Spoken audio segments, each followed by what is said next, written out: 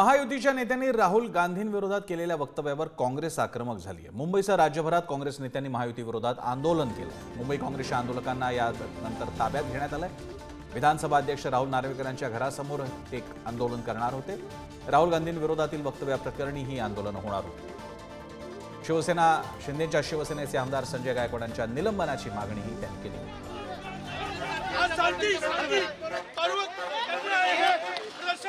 भाजपचे कार्यकर्ते त्या ठिकाणी उपस्थित आहेत, गुंडागिरी करतायत, त्यांना त्या ठिकाणी कुठल्याही प्रकारची कारवाई होत नाही। पण आमच्या कार्यकर्त्यांना मारहाण चाललेली आहे, आमच्या कार्यकर्त्यांना धक्काबुक्की चाललेली आहे आणि मोठ्या प्रमाणामध्ये दबाव यंत्राचा वापर चाललाय।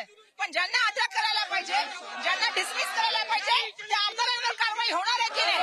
आणि आमदाराच्या सभागृहाचे आमच्या सभागृहाचे अध्यक्ष आहेत ते, त्यामुळे सभागृहाची जबाबदारी घेतली पाहिजे आणि आमदारांना त्या ठिकाणी डिसमिस करण्याचं काम व्हायला पाहिजे।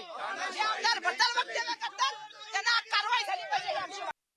काँग्रेसचे नेतेच म्हणताय इथं देशात नाही विदेशात जाऊन आरक्षण रद्द करणार म्हणून, म्हणजे डॉक्टर बाबासाहेबांचा अपमान, संविधानाचा अपमान, ज्यांना आरक्षण मिळालंय त्यांचा अपमान।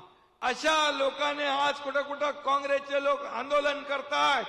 खरं तर त्यांनी राहुल गांधींच्या घरासमोर जाऊन आंदोलन करायला पाहिजे, कारण आरक्षण रद्द करण्याची भाषा जे बाबासाहेबांनी दिलंय, जे घटनेने आपल्याला दिलंय, ते रद्द करण्याचा अधिकार तुम्हाला कुणी दिला?